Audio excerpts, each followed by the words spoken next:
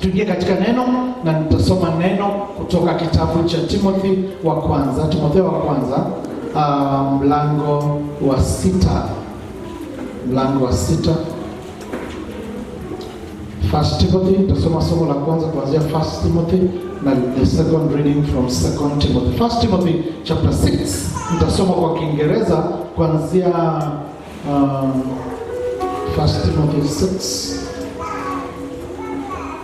Nitasoma verse 10, 11 and 12, lakini ujumbe wangu unatoka katika mstari wa 12. Are you there? First Timothy chapter 6. Nabidi tuende kwa haraka ili tujaribu kumaliza ibada kwa muda unaofaa.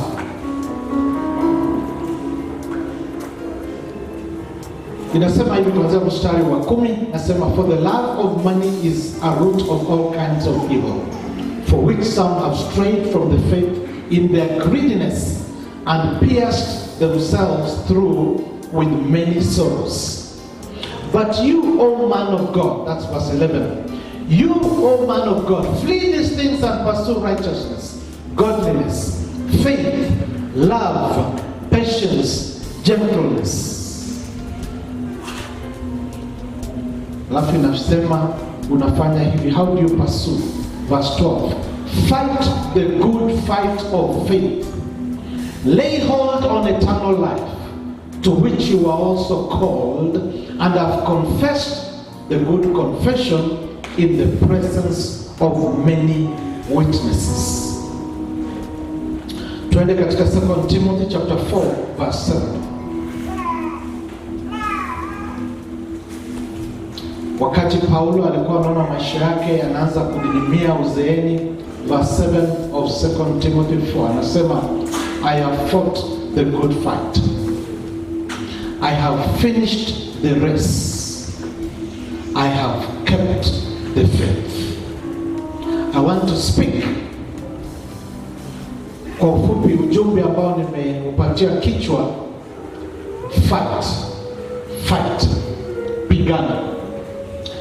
Baba, katika jina la Yesu nakushukuru kwa sababu ya neno lako. Bwana, nanyenyekea, mimi ni chombo tu. Roho Mtakatifu, nena na watu wako. Naomba Bwana kuwa neno lako litakuwa na ladha, litakuwa tamu kwa masikio ya watu wako. Wacha watu wako wapate kufunzwa. Wacha mwangaza wa neno lako Bwana uangaze mioyo yao, na neno lako lipate kuzaa matunda. Katika jina la Yesu Kristo tumeomba na kuamini, amen. Kuna watu ambao wamependa pesa, na kwa kupenda pesa wamepoteza imani yao. Na akamwambia kuwa upendo wa pesa, upendo wa fedha ndio mzizi wa uovu wote.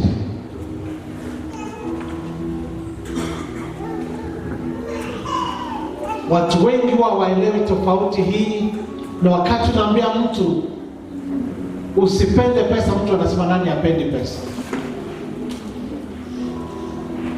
Yafaa upende pesa, yafaa upende Mungu utumie pesa. Yafaa upende Mungu utumie pesa kumtumikia Mwenyezi Mungu. Lakini you get it wrong ukipenda pesa, ukiweka pesa kwanza. Kuna watu ambao wameweka pesa kwanza. Mtu anasema bora nipate pesa. Mtu anasema hata nikiiba bora nipate pesa. Watu wengine wanasema hata ijalishi nilale na mtu yeyote bora nipate pesa. You get it wrong. The love of money. The love of money inafanya watu wadanganye, inafanya watu wapigane, inafanya watu watendee wengine maovu.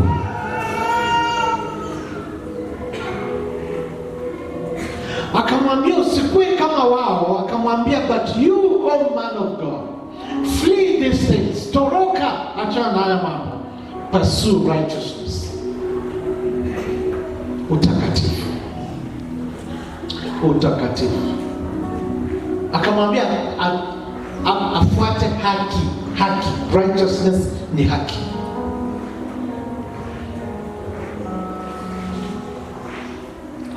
Tumeshaambiwa kuwa the Christian life is a life of peace, is a life of joy, is a life of service, is a life of forgiveness. Lakini siku ya leo ningependa ujue that the Christian life is a life of fighting. Is a life of fight. You must fight.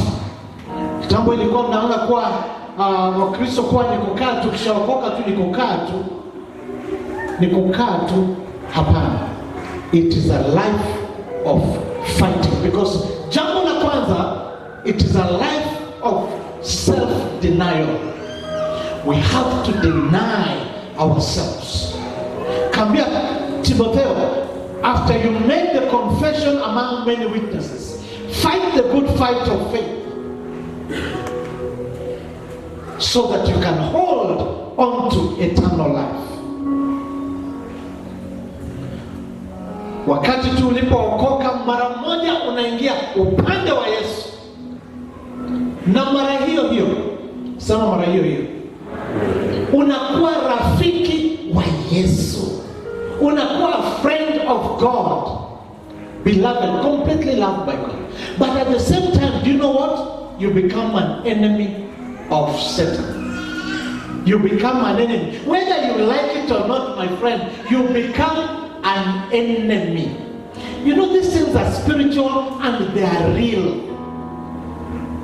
Let me give you an example from my past life. Mimi nilipookoka nikaenda kanisani, nilikiri Mungu on a Saturday nikiwa peke yangu. Nilikiri Mungu, it's a long story, I don't go into the details. Nikaenda kanisani, ilikuwa kule Eldoret. Baada ya hiyo, I think that same week, either Thursday, that on Sunday, either Thursday or Friday, mimi nimeendelea na maisha yangu ya kawaida. Sikujua wokovu ni nini, inafuatwa na muda gani. Mimi nilikuwa tu najua, nimekubali kuwa hii maneno ya kwanza kwa Bible ndio kweli. Hiyo tu ndio nilikuwa nimekubali. Mimi sikuwa na mambo nyingi. Nilikuwa nimekubali because nilikuwa nimekubali that is the truth. Haya, wiki imefika around Thursday. Marafiki nilikuwa was sharing a house with a former college mate. Tumetoka na jamaa mwingine pia alikuwa anafanya kazi, alikuwa neighbor. Tumeenda bar. Tukaenda kukunywa. Tukaenda tunakunywa pale. Na mimi am excited katika between now and Thursday, mimi nimeambia watu sasa mimi nimejoin kanisa. Alikuwa anaambia nimejoin kanisa. Nimefurahi nimejoin kanisa. So tunakunywa pombe kwa bar fulani pale Eldoret. Begon Estate. Begon. Unajua Begon? Unajua Begon Estate? Unajua Begon. Sasa huko Begon Estate tunakunywa kule na wale wa jamaa, we around 4 people so tunaongea hapo. Jamaa moja hapo nikashtukia amekasirika vibaya sana. He was very angry. Why? Anaambia wengine na huyu sio wetu huyu. Ananipoint. Kwa huyu sio wetu, alihama. He was very annoyed. Mimi nikafikiri ni kitu gani? Si tuko pamoja wasee. Si tuko pamoja. Tuko together. Kumbe wakati unaokoka, kitu iko ndani yako na yenye iko ndani yake ni tofauti. You become an enemy of Satan. Unaingia maisha ya vita. You enter into a battlefield. You become involved in the fight of faith from day one. Lakini what is encouraging ni kuwa wakati unaingia katika hivi vita, unaingia ukiwa on the winning side. Unaingia ukiwa on the winning side. Kwa ni vita ndio, lakini tayari inajulikana nani atalose na nani atawini. If Christ be in your life, wewe uko on the winning side. You are on the winning team. Lakini kama Yesu hayuko ndani, you are already on the losing side. Na utashindwa. Biblia inasema we are on the winning side. Kwa sababu gani? Inasema Romans chapter 8 verse 37. No, inasema in all these things we are more than conquerors through him who loved us. Kwa hivyo tunapoingia Romans 8:37 inasema kuwa we are more than conquerors. I want you to know you are not just a conqueror. You are more than a conqueror. Why? Because Yesu, Paulo akiandika haya mambo, he is so sure about our winning mpaka anasema we are not just conquerors, we are more than conquerors. Hello. Ambia jirani yako kuwa I am more than a conqueror. Mwambie mimi ni zaidi ya mshindi. What does this mean? This means that, listen to me, this means that haijalishi ni vita gani utafesi. Vita ikitokea na unaingia katika arena ya vita, you get into the battlefield ready to fight. I want you to have the mentality. Unaanza hiyo vita ukikuwa sure kuwa nitashinda. Why? Because I am more than a conqueror. Unaambia daktari amepima kuna ugonjwa fulani, unaanza hiyo vita ukijua I am more than a conqueror. Unaingia katika pengine ni shida inatokea kwenye ndoa, unaingia katika hiyo vita ukijua mimi nitashinda because I am more than a conqueror. 1 John chapter 4 verse 4 inasema greater is he who is in you more than he who is in the world. Yule ambaye uliye naye ndani yako. Uliza jirani yako, Yesu yuko ndani? Kama Yesu yuko ndani, you are already winning. You are already winning. Unashinda kwa sababu Yesu yuko ndani. Jambo lingine ni kuwa 1 John chapter 5 verse 4. 1 John chapter 5 verse 4 inasema for everyone born of the Spirit overcomes the world. This is our victory that has overcome the world, even our faith. Everyone born of the Spirit. Now, born of the Spirit, you become a woman of faith, you become a child of faith, you become a man of faith. You are a man of faith kwa sababu umetoa maisha yako kwa Mungu. Yule yuko ndani, yuko greater. Haijalishi ni nini ambao unapitia. Greater is he who is in you than he who is in the world. And what you need to do is to believe it. You need to believe it, my sister. You need to believe it, my brother. Amini kuwa yule aliye ndani yuko greater than yule aliye nje. Ukiamini hivyo utaenda mbali. Jambo lingine wacha nielezee. Katika battlefield, ukiingia katika vita, nimesema maisha ya Ukristo ni maisha ya vita.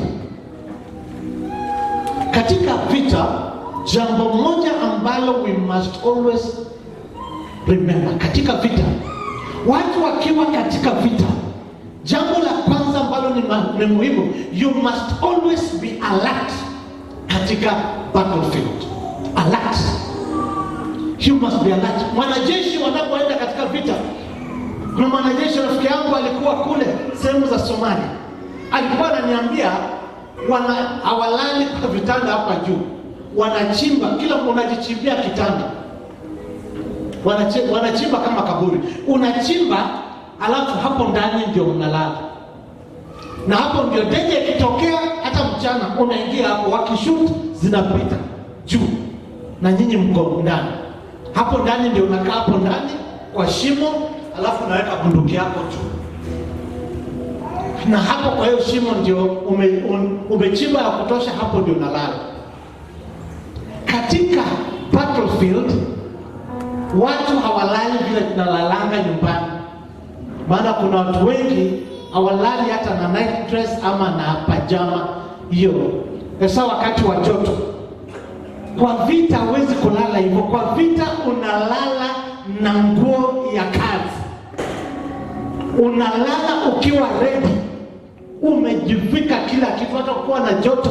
Unalala ukiwa tayari for war. Unalala ukiwa na bunduki yako. Unalala ukiwa na silaha. Kama Wakristo, we need to be spiritually alert. Usiku ama mchana, we need to be spiritually alert. Antenna is set to spiritual antenna. Ya first way to you are alert all the time. Kusikiliza. Najua kule kwa battlefield they are alert kusikiliza. Wanasikiza in the night. Wanasikiza mchana. Wanaangalia, wanatumia binoculars kuangalia. Kama Mkristo, yafaa kuwa na binoculars ya kuangalia. You scan, ukiamka asubuhi, you scan the environment. Kukoaje? Kukoaje upande huu? Kule milimani kukoaje? Daudi ilikuwa na scan, aliscan mpaka akasema, I look to the hills. Where does my help come from? Akasema my help does not come from the mountains. My help does not come from the hills. My help comes from Jehovah, my God. Ujue usaidizi wako unatoka wapi? Jambo lingine katika battlefield ni kuwa wanakaa pamoja. Kama ni kwa kambi, wanakaa pamoja. Wanapo move, they move together in a convoy, in a formation. Wapendwa, kama Wakristo, tuna Wakristo wengi sana wanagongwa, wanaumizwa kwa sababu wanatembeanga peke yao. Kuna Wakristo ambao hawana kanisa, hawana ushirika na watu wengine. Ni Lone Ranger, ni kamsee tu kamebeba rucksack yake, kanazungukanga tu. Mimi nakuanga Mansolo. Wewe Mansolo noko tu. Utagongwa, maana shetani atasema wachana na wale wako wengi, wacha tumalizane na haka kwanza. Utapata umegogwa na utajua ni nini imekugogwa. Be very careful. Kuwa na Wakristo wengine. Jumapili patikana katika kanisa. Thursday if you are available patikana. Asubuhi if you are available come for prayer. Kuwa mtu wa kuwa call some other Christians. Unajua kuna watu wengi wanasemanga kuwa mimi nimekuwa peke yangu, hakuna hata mtu amenipigia simu. Nilikuwa hakuna hata mtu amenipigia simu. Our ego inapendaga sana self-pity. Napendaga self-pity sasa. Hiyo kukaa the woye. Unajua hiyo woye inafanya karoka sikie vizuri. Woye niko peke yangu, hata hakuna hata mtu akunisaidia. Woye. Na mimi watu kama wanauliza, wewe wiki hii umepigia nani? Call someone, encourage someone. Unapo encourage someone, you get encouraged also. Hello, langu kuwa mtu wa kupikia watu. Sijaona huyu dada for some time, hebu mpikie. Ndiye anakuambia, oh thank you for calling, nimekuwa sikii vizuri, sikuweza kuja. Unapoona kuna mtu auone, mpigie simu. Mwambie jirani yako, usiponiona nipigie simu. Yes, usiponiona nipigiage. Hello, amekuambia mpigie. Si kama huna namba yake ya simu, si umwambie sina hizo digits. Bila kumwambia sina hizo digits zako, sawa? Hello. Stay together. Let us learn to stay together so that in the war, in this battlefield, tunajiendeleza pamoja, because when we are together, we are able to encourage one another. Na wanamsema kuwa wacha tuwe watu wa kutoleana ushuhuda. Wapendwa ambao mliokoka kitambo, mnajua kutoleana ushuhuda. Biblia inasema in Revelation, inasema they overcame by the blood of Jesus and the word of their testimony. Hallelujah. Ningependa ndugu, naamka na unaambia mke wako, Bwana asifiwe. Asubuhi mwambie nimelala vizuri na bado nimeokoka, ninaenda mbinguni. Hallelujah. Wewe wacha kucheka. Kuna ndugu mmoja ambaye amekuwa anatusaidia to equip this church with instruments from the US. Huyo ndugu ni ndugu wa ushuhuda. I love. Ananiambia Pastor, mimi niko mzima na bado ninaenda mbinguni. Roho yangu nasikia iko safi, bado nimesimama imara na Yesu na ninaenda mbinguni. I love that. It's good to encourage. Hata unaposema hivyo, ninaenda mbinguni, hebu sema niko sawa. Roho yangu iko sawa na ninaenda mbinguni. Hata ukisema hivyo wewe mwenyewe unasikia ni kama hii mbinguni unaenda, si ndio? It is good to give a testimony. Wakati tuko together in fellowship, tunasaidiana. Mtu mwingine akikuwa discouraged, we encourage them in the Lord. Amen. Tuwe watu wa encourage one another. Mwingine pengine amelemewa, anasema mimi naona kama nasikianga times kama Mungu amenisahau. Unamuongelesha neno la Mungu na kumwambia Mungu hajakusahau. Mungu hawezi kuacha, maana Yesu alisema I will never leave you, I will never forsake you. Na ukifanya hivyo, hebu ambia mtu kwa Mungu hawezi kuacha. Amesema hata kuacha na hata kupungukia. Si unasikia umehubiri kitu? Si unasikia umehubiri? Mwambie sema amen. Haleluya. Ukihubiri hata unasikia umeachilia neno, inaitwa kuachilia neno. Amen. Haleluya. Kama kuna jirani amekuambia vizuri, mwambie inaonekana unaweza kuachilia neno. Haleluya. Katika battlefield they are always equipped. Wako always equipped. Wamevaa kama ni helmet, wamevaa huko bulletproof, wamebeba bunduki. Wengine wanabeba bunduki kubwa kama ni vita kubwa, bunduki kubwa, wanakuwa na bunduki ndogo, alafu baada ya hiyo wanakuwa pia na kisu. Kuna kisu wanakuanga nayo ambao wanasema inaweza kukusaidia. Wanakuanga na completely equipped.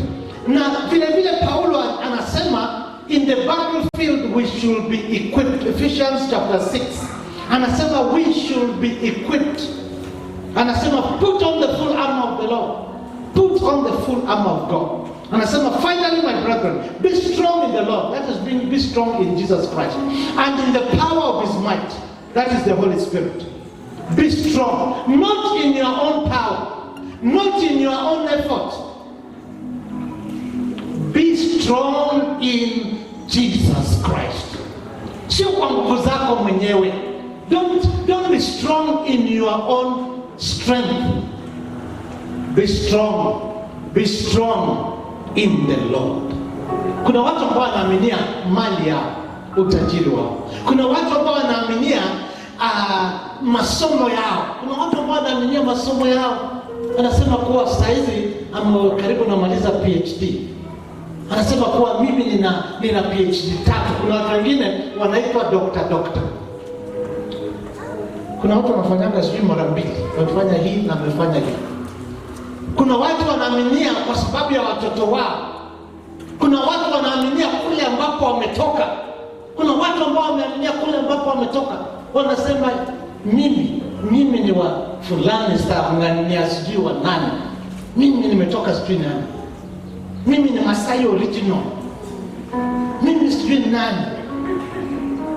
Nasema mimi ni wa kutoka, mimi watu mimi watajua mimi ni wa Kirinyaga. My friend, hiyo itakusaidia. Unajua hiyo inashtuka watu hata wajiulize Kirinyaga kuna nini, wanashtukanga tu. Wajiulize Kirinyaga kuna nini. Lakini kuna wakati kuna pali inaweza kusaidia. Kuna mama mmoja tulikuwa tunaishi na neighbor alikuwa ametusumbua sana. Tukapata mama mmoja alikuwa anaitwa mama kutoka Kongo. Alikuwa anaitwaje? Mama Dodo, alikuwa anaitwa Mama Dodo. Kuna mama alikuwa ametusumbua sana, sisi kwa Kristo na mkataza, anakuja anatuvuruga, nguo zetu anatoa anatupa kutoka kwa line. She was just crazy. Lakini siku moja Sema siku moja. Wado kiroro remwe. Kuna tena alikuja kanyumba kingine alikuwa akaishi hapo Kasabadikoto. Akakuja akarive na vitu zake na watoto, akarive na watoto 8. Wewe na ni kanyumba kadogo, watoto 8 kutoka Kongo. Alifika na akapata huyo mama alikuwa anakataza watoto wetu kucheza nje. So watoto wetu walikuwa hachezi nje, wanacheza kwa nyumba. Siku moja akasikia huyo mama akikataza watoto ati warudi ndani. Huyo mama ni mama mdogo sana. Alimwambia wacha batoto bacheze nje. Kuna nini? Wacha batoto bacheze. Mtoto wetu Fanaka alifurahi sana aliposikia wacha batoto bacheze. Fanaka siku walicheza nje. Huyo mama akatoroka akarudi nyuma, alikuwa kwa nyumba yake. Siku moja siku alikosania nini? Niliambiwa kuwa huyo mama mdogo aliambia huyo mama pale juu. Alimwambia mimi ni kutoka Kongo. Mimi takata wewe kichwa na naenda na wacha hawa watoto hapa. Akaogopa tangu siku hiyo hakuwahi kuchokozana tena. Hakuwahi kuchokozana.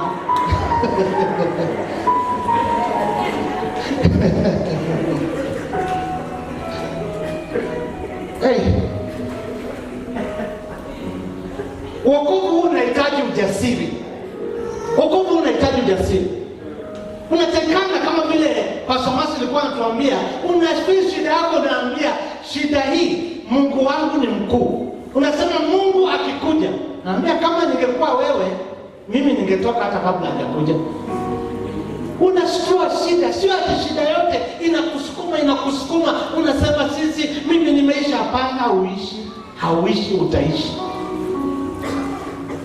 Paulo akasema put on the whole armor of God, verse 11. Put on the whole armor of God that you may be able to stand against the schemes of the devil.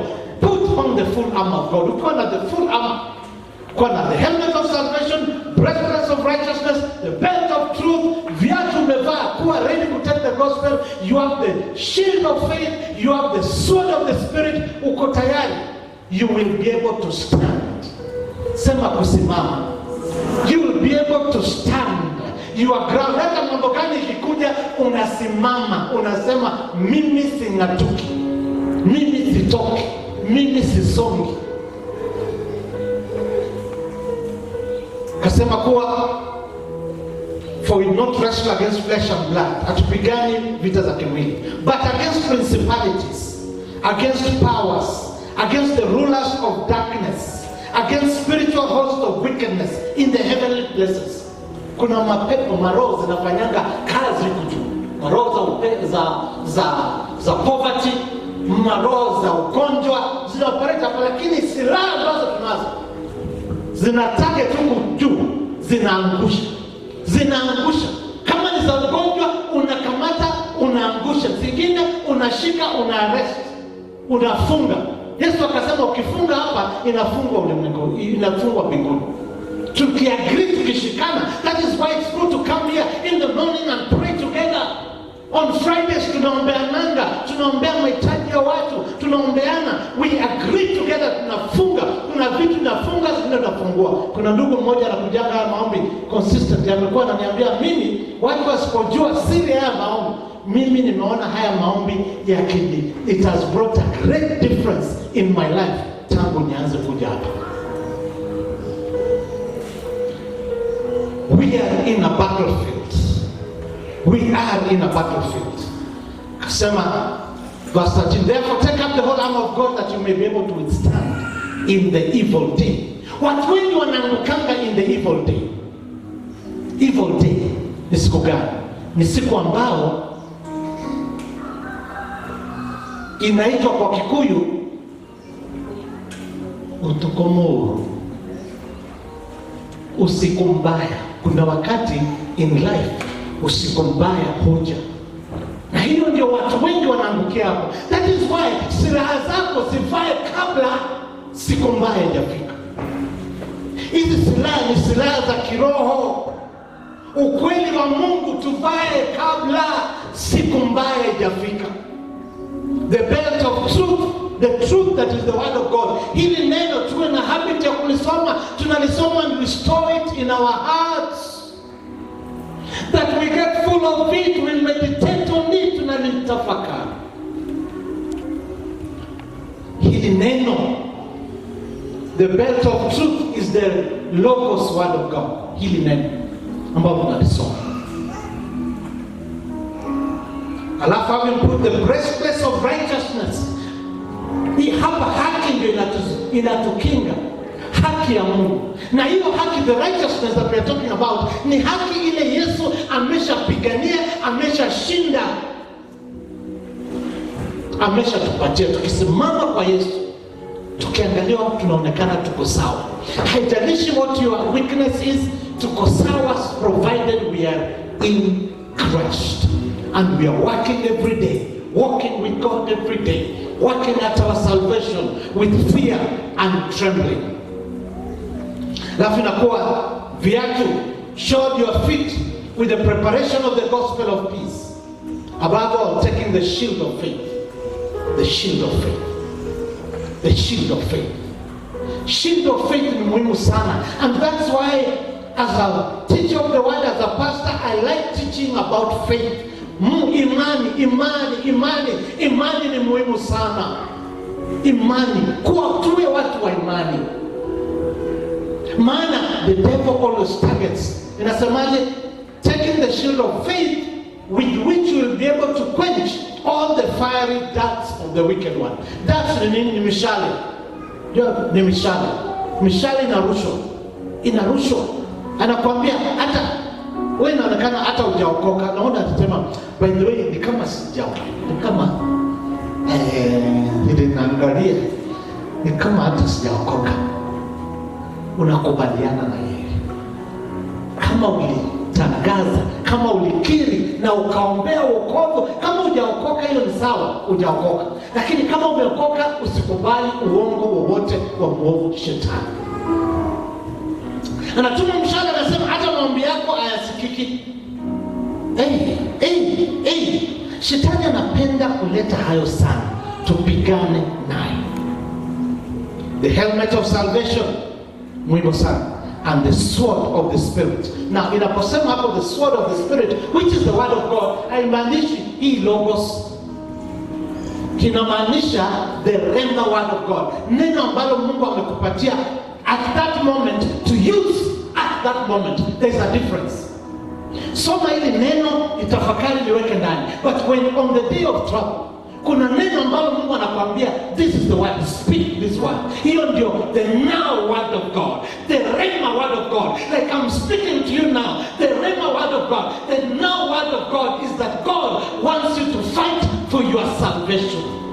That is the word that God is bringing to you this time. Kwa kama Mkristo, usikae tu, ambao unakaa tu hii nakuja unagongwa huko, na umekaa tu, na useme. You need to arise. Hii safari ya imani, we need to fight. We need to fight. Don't you know that the Bible says, Jesus himself said that since the days of John the Baptist, the kingdom of God suffers violence, and the violent. We need to fight this fight. We need to fight. We have been seated for too long. Tumekaa for too long. Kila kitu inatukandamiza. We need to arise and fight for our faith.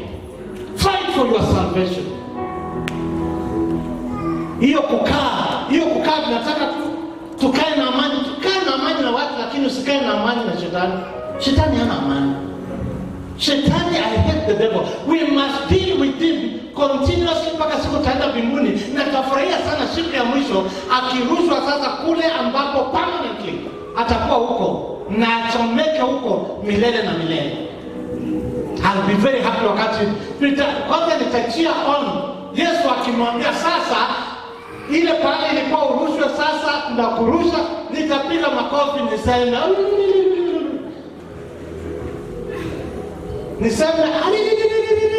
amekuwa kabisa. Nitasoka kurororo kani na kani kwa kabisa. Karibu ni mtukana. Mungu amenisaidia. Hallelujah. There are various ways we need to fight. Number one, fight for your holiness. We need to fight for your holiness. God was telling me, katika kizazi chetu, holiness and purity, it is under attack. It is under attack. Holiness and purity under attack. Watu wana dunia imekuja na all manner of things, uchafu wa aina yoyote, wengine hata hatuwezi kutaja, na wanataka wewe usikie ni kama wewe ambaye hausiki, wewe ndio umekosea. Wanakuambia umehata, unasikia kama umehata. Hapana, hapana, tunakataa, manarata.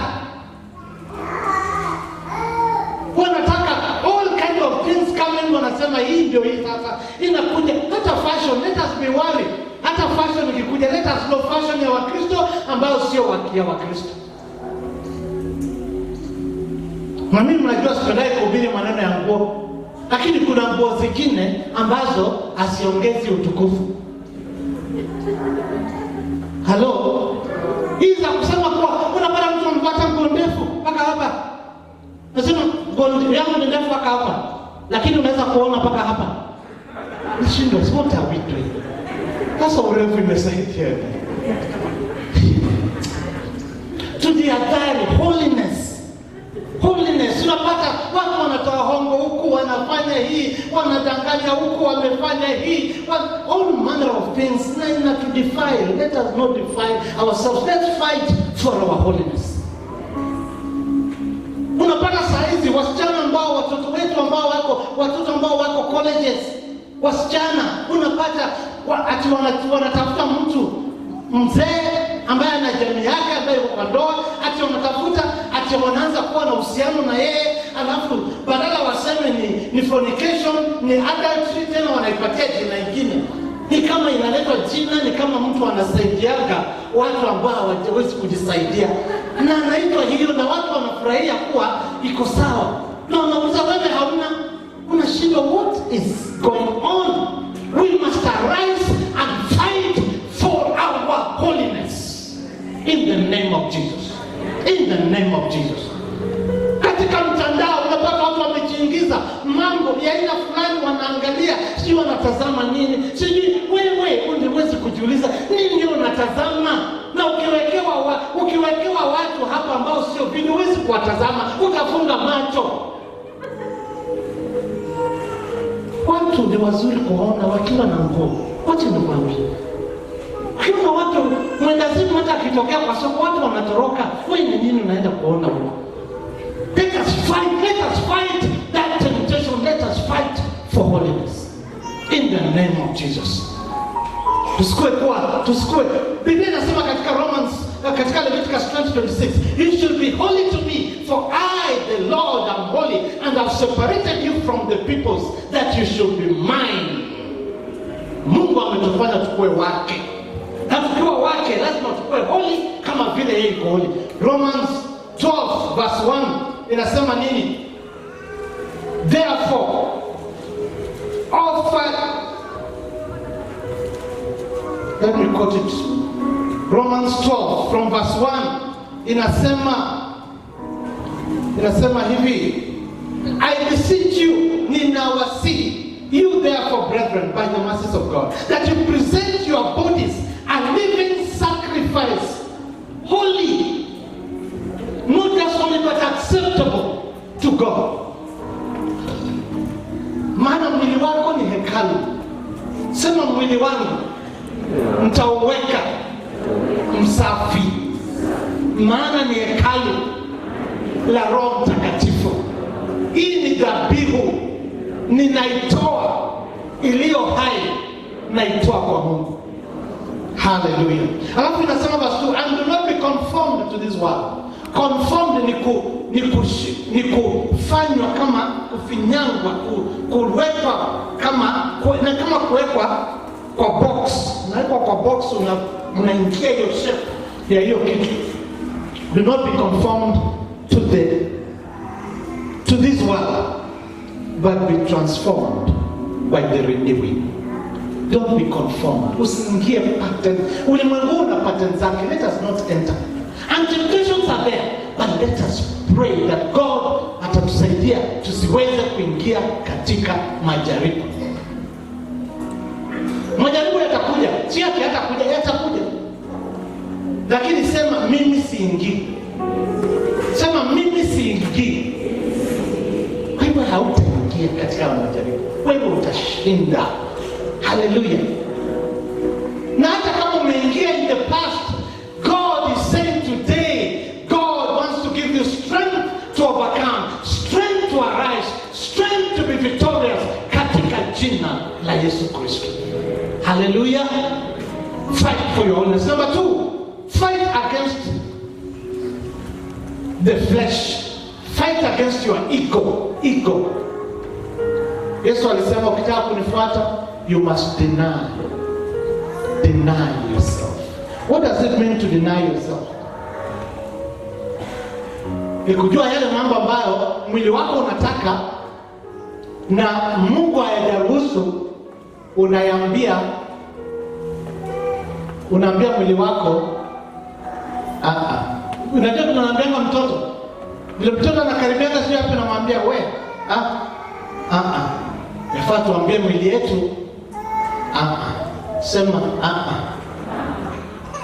Sasa mambo nyingi unaambia tu hapo hapana. Nakwambia kwa hii unaweza kuchukua sio yako, unajua sio yako, alafu unaweza kuchukua na uongezee, kwa hiyo unasema unakataa. So akasema they must first deny themselves, alafu carry their own cross and follow me. We must deny ourselves. Mwili wetu, ego yetu, our pride inatakanga, kuna mambo ambayo inataka sana. We must deny ourselves.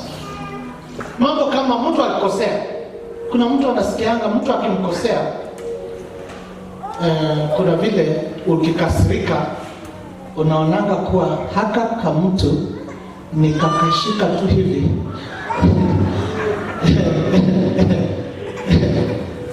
nikashike hapa kwa shingo, naweza kukafinya tu kidogo, kufinya.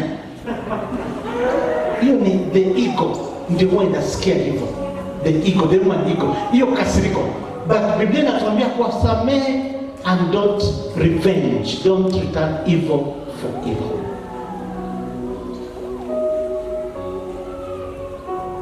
That is what is called being meek.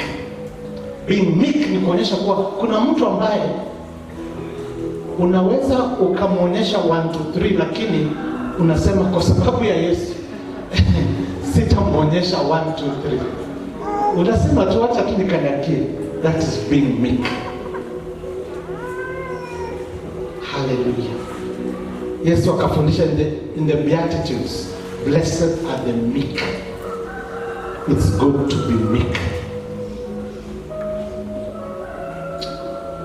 Vitu zingine hawaoni nini analetanga ni kuwa certain emotions. Saa zingine unajisikia tu uko chini. Mshauri kujisikia siku moja unaamka tu uko chini, uko discouraged, and that is just your flesh.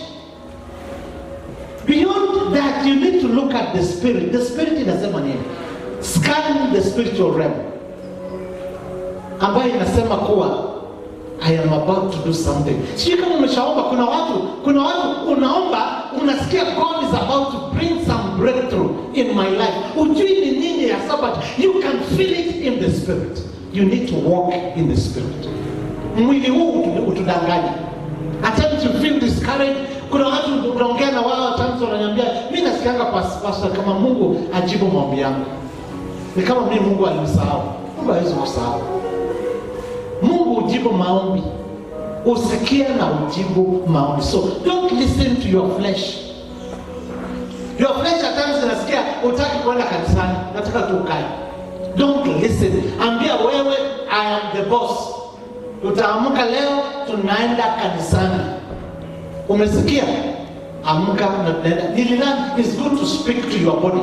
Maana huu mwili si utawachwa hapa. Yesu alisema the body and what? The stomach and food will be destroyed. Huu mwili hata unaishiba, lakini mwili unasema ongezea, ongeza tu ka fry peke yake, ka dry fry peke yake, ni buffet. You need to tell your body kuwa umeshiba na uongezewi. Nilikuwa na mzee mmoja, Pastor Charles. Wakati mmoja nilikuwa naye, tulikuwa tumeenda huko Kibende. There's a lot of plums. Tulikuwa tumeenda kuhubiri huko.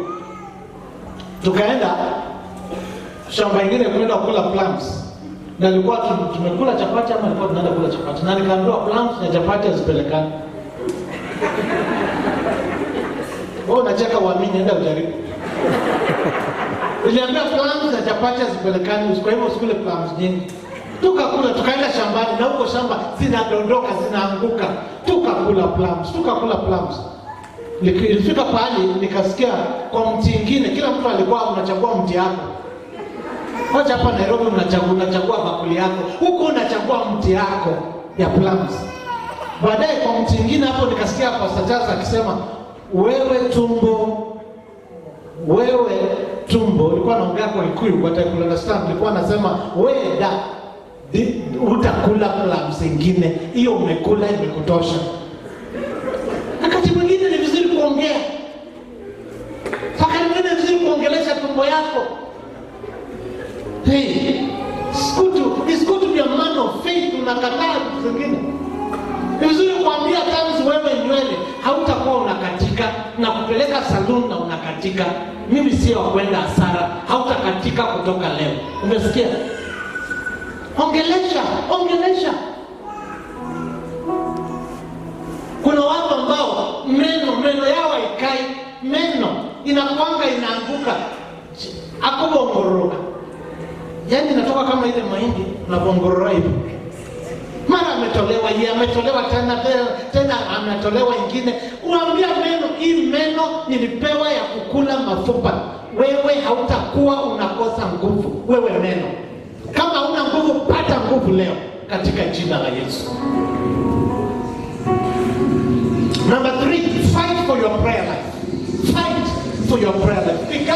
Pigana ili mambo yako yawe imara, because the devil fights your prayer life. Anajua akitarget maombi yako. Na watu wengi hapa, if truth can be told, utasema kuwa ningependa kuomba zaidi. Si ndio? Shetani huwa anajua ukiomba zaidi kitumbua chake kimchangani. Ukiamka tu tuamue kuomba consistently. Kila siku asubuhi unachapa 1 hour, jioni unachapa another 1 hour. Hapa katikati pia unatembea ukiombaga, ukideclare na unadecree. Hata kwa matatu unadeclare na kudecree. Na jioni utapata time upige magoti uombe vizuri. Shetani kuna mambo nyingi hata kuweza. Kwa hivyo ana target your prayer life. Friends, let us arise and fight for our prayer life, ili tuweze kuomba. Maana anajua when we don't pray, we worry instead. We worry. But when we pray, we don't worry. Nasema do not be anxious about anything, but make your request known to God. Tusiwe watu wa kukuwa na wasiwasi. Let us fight for our prayer life. Tuamue kwa tutaomba. Biblia inasema a little slumber, a little folding of the hands, and poverty comes in. Watu wengi wamekuwa attacked by poverty kwa sababu ya usingizi. Asubuhi ikifika, wacha kuendelea kulala. Amka. If you need to leave for work at 6, wake up earlier and pray. If you need to leave for work at 5, wake up earlier. If you need to sleep earlier, plan yourself, ulale mapema. Lakini usingizi, wacha nikwambie, usipembelezane na usingizi.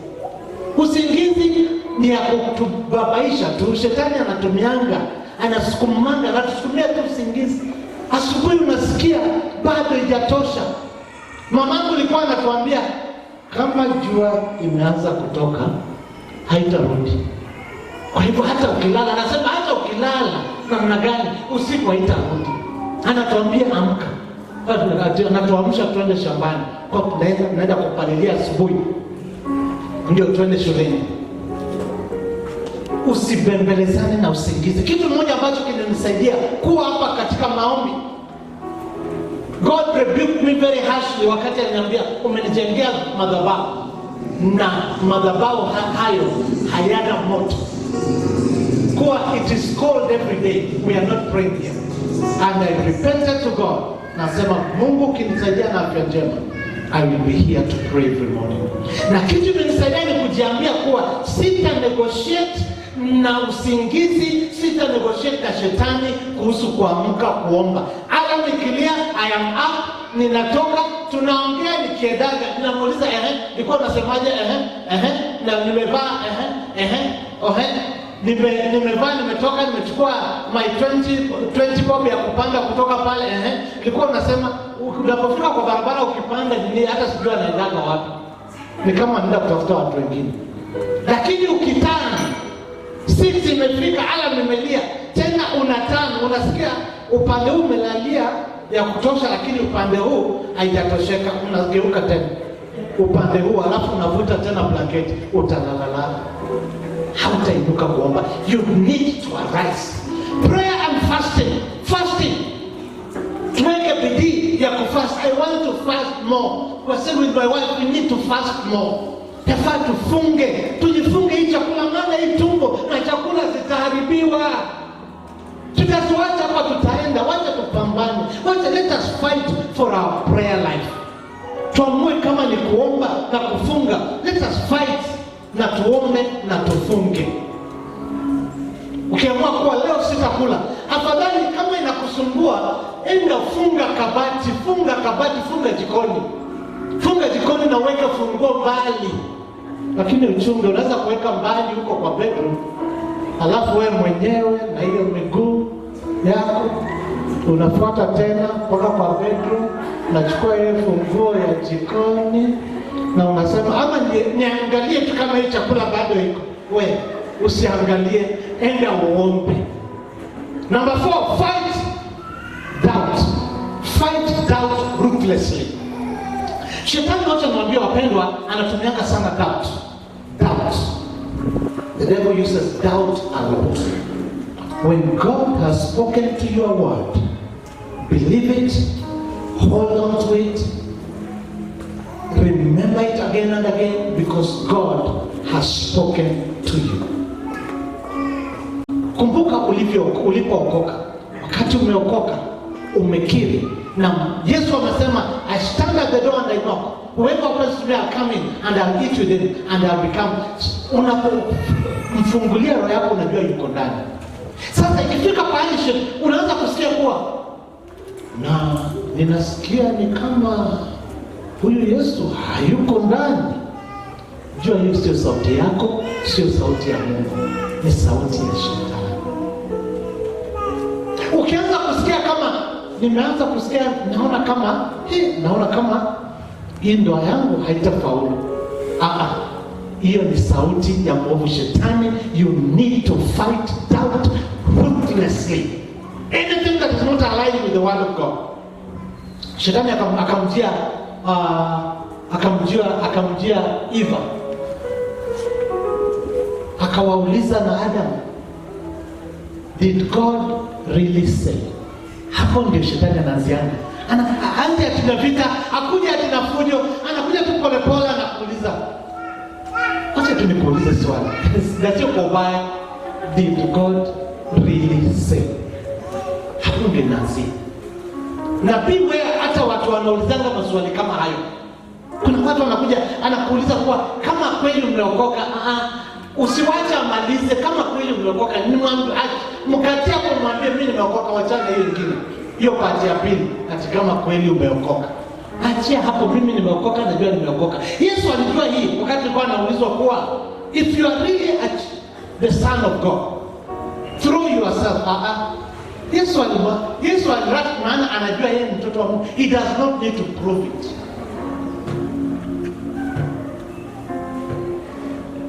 We need to fight every doubt ruthlessly.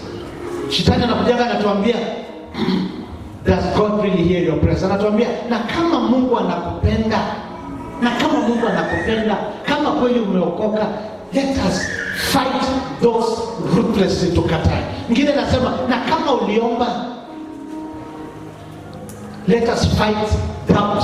Doubt inakujanga, unaanza kufikiria, let us not hear anything that is contrary to the word of God. Kuna nyanasemanga kuwa ni kama sitakuwa hivi, ni kama sitaweza kuoa. Mtu unaona harusi kiharusi. Unajua kuna harusi na kiharusi. Kuna harusi zingine unaona ni kubwa. Hata hizo hema zinawekwa hema 1 2 3 4 5 6 7 na kale kadogo ka gate 8. Kuna harusi zingine unaenda unapata hao watu wote wa hema 10 ni hema moja imewekwa. Naitwa dome. Sema dome. Unaangalia vile maua yamepangwa, unasema sisi tutaweza kuwafanya harusi kweli? That is the voice of the enemy. Don't compare yourself with others. Mungu atakuwezesha kufanya harusi.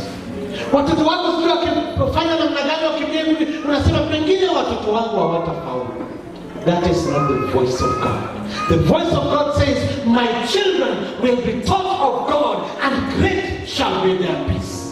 Neno la Mungu linasema, my children shall be great in the land. Biblia inasema, I love that one, inasema, my children are for signs and wonders. Kubaliana na neno la Mungu. Fight doubt ruthlessly.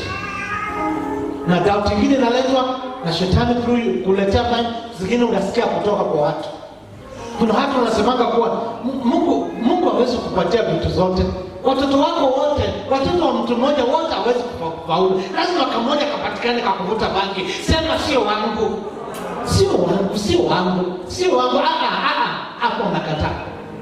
Hapo nakataa. Acha kusema kuwa unajua siku hizi uweze kupata mwanaume mzuri ni kubahatisha tu, ni kama karata tu, ni kubahatisha tu. Ukifanya hivyo utabebwa na kimwanaume chochote. Maana wewe mwenyewe unasema ni kubahatisha. Utabahatisha, ukitaenda kitakugonga. Acha kubahatisha. Maana ukisema mambo haya yote ukikiri hivyo, what is contrary to the word of God? Now, every person who came to Jesus for healing, for a miracle, for a breakthrough, walisema ninaamini, Yesu akawaambia, it is done to you according to, let it be done to you according to your faith. Akawaambia, imani yako imekufanya ukapona. Sasa imani yako ni nini? What do you believe? Uliza jirani yako, what do you believe? Kuna watu wanaamini vitu mbalimbali. Only read the word of God and believe this word. Usiongezee mambo mengine hata yanahubiriwa. Kuna watu wanahubiri mambo ambayo is not accurate. The word of God, let the word of God be our point of reference. Fight, number 5, fight for your destiny. Fight for your destiny. You have a bright destiny. You have a great future. Una siku zako za usoni kubwa, utafaulu. Mungu anasema kuwa tazama nina mpango mwema kuhusu maisha yako. Mipango si ya kuharibia maisha, bali ya kupatia ufanisi na kufaulu. I have a good plan. So shetani kitu anafanya ni kukufanya usione yale ambayo Mungu anaenda kufanya. Shetani kazi yake ni kukudelay, ni kukutoa katika your plan. You need to fight, useme hapana, mimi Mungu aliniambia hii. Mimi nakataa kuangalia huku, nakataa kuangalia huku, ninasonga mbele, moving towards my destiny. You need to fight for your destiny. A prophecy has been saying about your life, about your child. Nilikuwa naambia last Sunday kuwa prophecy ambazo zimeongelelewa kuhusu hili kanisa, we must pray them mpaka tuzione zikitendeka. We cannot just sit back. Unajua wakati ijasemwa imefichwa kwa Mungu. And no eye has seen, no ear has heard, nor has it entered the mind of a man what plans God has for you. Lakini ikishatangazwa, hata mapepo wamesikia, they start opposing. That is the time ikishatangazwa, that is the time you work hard, pushing towards your destiny. Unasema, God help me to be at the right place at the right time. Unaomba unasema, Mungu sitaki kukosa hatima yangu. Kuna watu hapa ambao pali huko sio pali unatakikana kukua. Sio pali unatakikana kukua. Wake up, arise in prayer, and your Mungu kwa God, move me from the place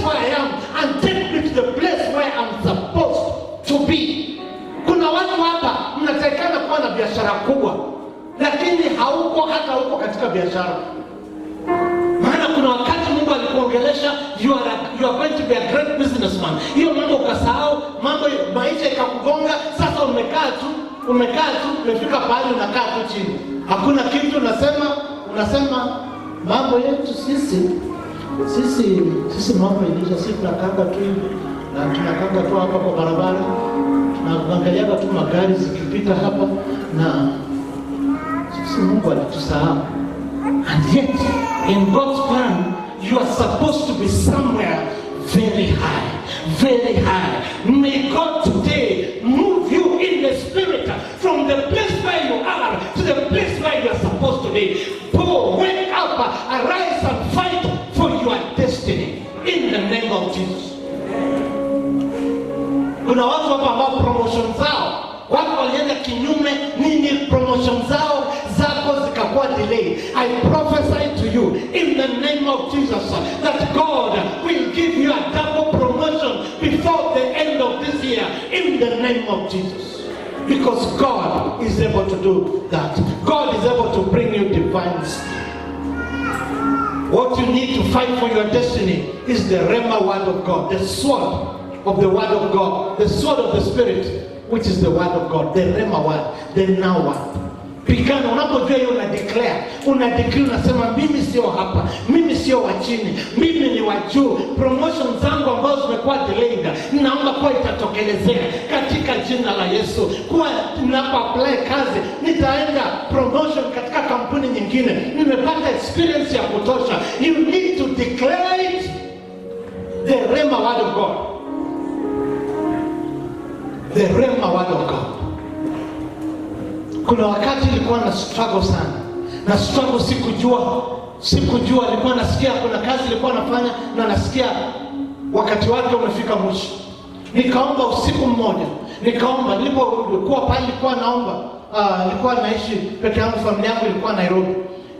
Nikaomba usiku huo. Nikiwa katika bedroom ya watoto pale nilikuwa naombea. Nimeomba nikiwa nimelala kwa kitanda, ilikuwa usiku pengine saa 7 hivi. Nilipolala, sijui kama nilala ama nilisikia sauti, lakini sijui kama hiyo sauti nisikia kwa usingizi ama nikiwa naisikia tu, lakini it was very clear. Nikasikia sauti ikaniambia mara tu. Nikasikia maneno haya. Nikasikia Abraham did not have a job. And that was the Rhema word for that moment. Wangapi nilikuwa najua Abraham hakuwa ameajiriwa? Wangapi nilikuwa najua Abraham hakuwa ameajiriwa? Nilikuwa najua, lakini siku it came fresh to me that Abraham did not. Maana nilikuwa ninaomba kwa nataka kuacha hii kazi, Mungu nipatie kazi nyingine niwache hii. Mungu akaniambia Abrahamu hakukuwa na kazi. Hiyo kitu iliniset free. Baada ya 2 weeks nikaandika resignation, hiyo mambo nikamaliza. Na Mungu amenibariki. Mungu akatubariki kuliko wakati tulikuwa huko. Wakati nilikuwa huko. Kwa sababu Mungu ni mwaminifu. Look, fight for your destiny. Fight for your destiny. Fight for the destiny of your children. Fight for the destiny of your children. Fight for the destiny of the people you love. Unakataa na wao. Unakataa na mbia wazazi. Ukiwa na mtoto ambaye amekosa kutii, never give up on them. Usiwahi kusema kitu nimemwachia. Always pray for them. You never know what God is going to do with that child. In the name of Jesus. In the name of Jesus. Don't give up. Wamama shikilia, wababa shikilia watoto katika maombi. Kataa na wao.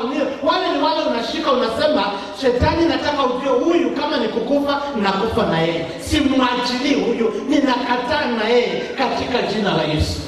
Maana Biblia inasema kuna wengine tutawaokoa kutoka motoni. Kuna wengine tutawaokoa kutoka mdomo wa simba. Lazima tupambane. Lazima tupigane. Maisha ya Ukristo sio ya kukaa tu na kusema woye. Unaweza kuwa unasikia vizuri, ukionewa woye, hata watu wanakuhurumia, anasema amekupiga vibaya. Hiyo ni ngumu hiyo. Unaweza kuwa unasikia vizuri lakini haikusaidii. Amka, pigana vita vya imani. Pigana vita vya kiroho katika jina la Yesu. Stand up on your feet. We want to conclude this service. In the name of Jesus. In the name of Jesus.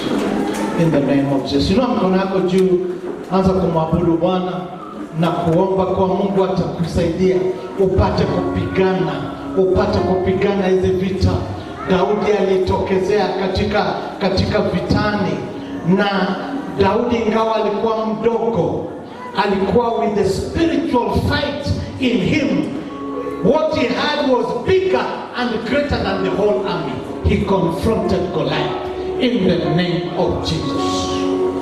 Hallelujah. Sema haijalishi, omba kuwa haijalishi chochote ambacho kinakuja kinyume chako, omba kuwa Mungu atakusaidia upate kushinda katika jina la Yesu. Omba kuwa Mungu atakusaidia uweze kupigana hizi vita, maana unajua uko upande wa ushindi katika jina la Yesu.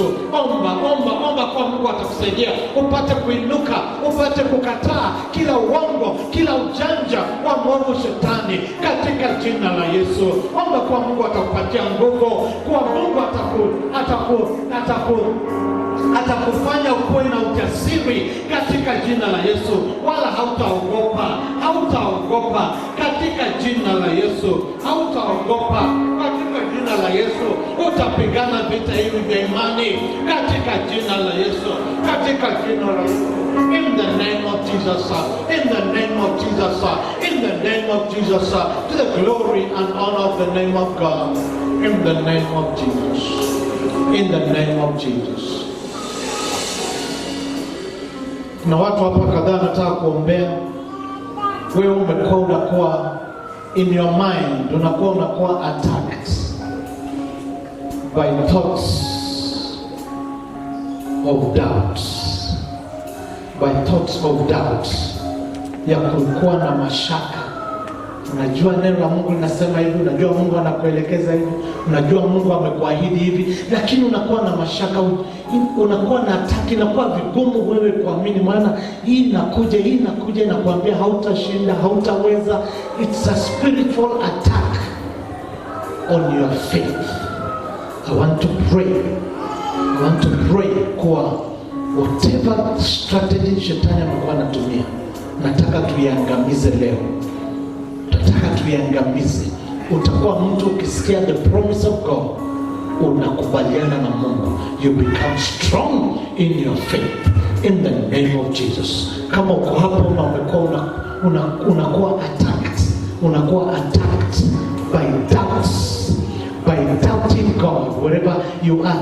Ni shetani amekuwa anatumia mbinu, lakini siku ya leo tumemgundua hata kuweza katika jina la Yesu. Tunamshinda, tunaangusha hizo ngome katika jina la Yesu.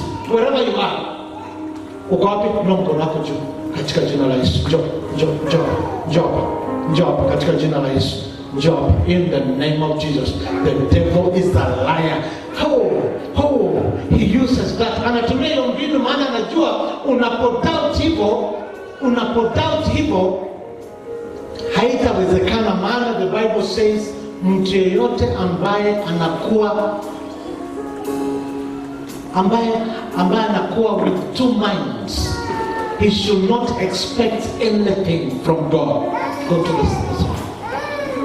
Biblia inasema kuwa any double-minded person should not expect anything from God. Takuombea kuwa God will fortify your mind. Fortify ni kama kwa mjengo, ni kama kuna ukuta, kuongezea ukuta mwingine wa chuma, ili shetani asiweze kupenetrate na kufanya unaanza kudoubt. Katika jina la Yesu. Katika jina la Yesu. In the name